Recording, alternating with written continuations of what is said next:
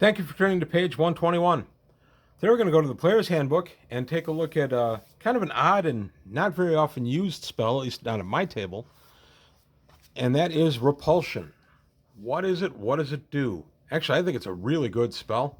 It's a 6th level spell, so you have to be 12th level magic user to get this. 6th level magic user spell. Range is 10 feet per level. Duration is 1 round per every other level, so if you're 12th level when you get this guy, it'll last for 6 rounds. Area of effect is a 10-foot path. Components, verbal, somatic, and material. 6-segment casting time and saving throw none. This is it's an abjuration. This is kind of an interesting spell.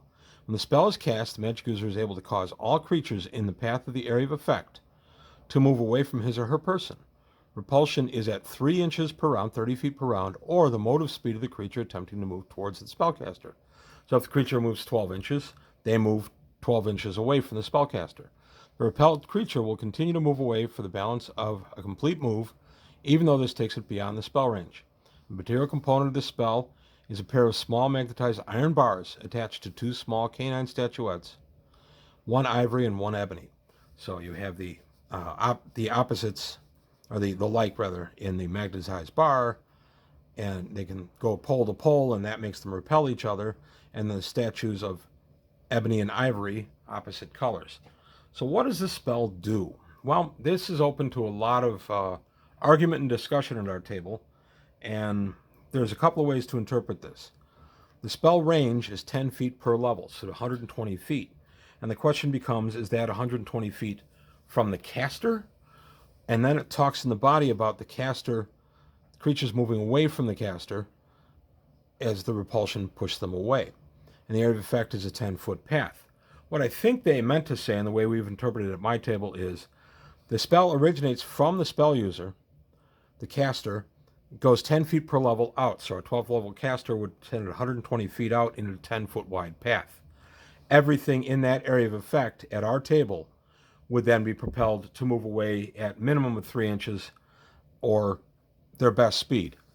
And it's all creatures, so this would be living, undead, pretty much anything that would be caught in the repulsion field with no saving throw.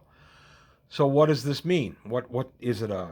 Some kind of mental compulsion? Is it physical? We rule that it's physical. We rule it. It's almost like a one direction telekinesis. Is kind of how we played at the table, where it's actually pushing you back physically away from the spellcaster. And this spell is useful to get the spellcaster some breathing room, especially if he's in a dungeon corridor, and most of this book was written with dungeons in mind. A 10-foot wide path is going to pretty much clear the corridor, and then he's going to be able to call up another spell to help him, be it lightning bolt, fireball, whatever. But moving the creatures away from you is very helpful for the magic user. It gets him out of melee and gives him the ability to call on other powers. Now, the other way that I have seen some players interpret this is that the caster can start the repulsion up to 10 feet per level away, so 120 feet away from him, and the area of effect is a 10-foot path, so 10 foot by 10 foot by 10 foot is how this was argued at my table, and anything that goes in that area of effect has to move away. I listened to the argument the player made. This was a long, long time ago. I haven't seen that player in decades.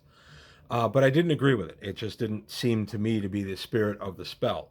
I think they want this to fill up the area directly in front of the magic user, push everything away from the magic user to give the magic user time to do something else.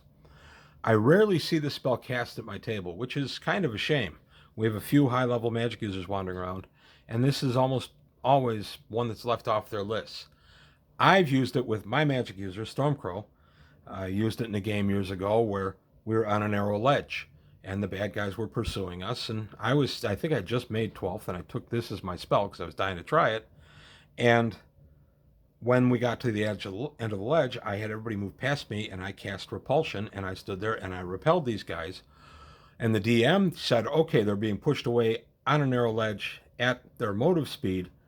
I'm going to make them make dexterity checks to see if they fall off the cliff, fall off the edge. And a lot of them did. And that was kind of a neat interpretation by the DM. I appreciated him going with the spirit of what I was doing. I thought it was a really good interpretation by the DM at the time, and I had a lot of fun with it. There are a number of ways you can use the spell like that. You could cast it if there was a siege happening to the castle and you're on one of the battlements, simply cast this spell and then lean out over a ladder.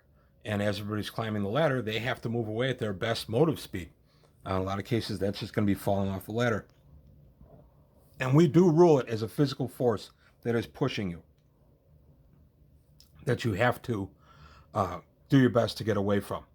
Now, I understand that there would be many different interpretations of the spell, that it could be a mental compulsion that makes you go away. But if that's the case, then anything mindless wouldn't be affected by it. And it says moves any creatures away. So we've looked at it from all those angles, and we've said, you know what, this is a physical effect. It's a kind of a battering effect, pushing you away, not causing damage, but pushing you away. And if the area behind you is something that you would stumble through, a rocky area or something like that, you would have to make dex checks and just to get away from it. If it's a wall that you're pressed up against the wall, but there's no damage given, you're just held there. That's how we rule it. And I realize that that's a lot of what I'm saying right now is how we play it at my table. But that was kind of the point of the video. I just wanted to point out that here's a little known spell with one paragraph explanation that's rarely taken. We had to do a lot of interpretation to make it work. I also have been asked occasionally, how come I don't look at later editions of the books to interpret these spells? And, say on second level they did this, and second edition rather, they did this, and third edition they did that. And my answer is, I'm primarily playing AD&D. I certainly take stuff from every other edition that I've ever read, and from many other sources as well, movies, TV, you name it. But when I do these videos, I try to go straight out of the book and interpret how we have done it over the years. And that certainly can have been modified, and I'll mention when it's been modified by other influences like second edition or third edition. But for the most part, I just try to keep this focused on first edition, and that's what I'm doing with this one. So that's all I've got to say today from page 121. I want to thank you for your time. Thanks for watching, and I'll see you next time.